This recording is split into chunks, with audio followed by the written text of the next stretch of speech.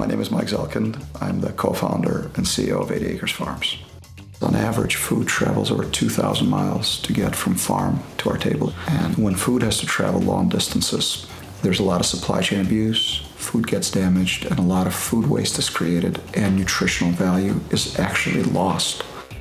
80 Acres Farms is an indoor farming company that grows the healthiest, tastiest produce available right next to the place of consumption, either in distribution centers of our customers or as close to the consumer as possible.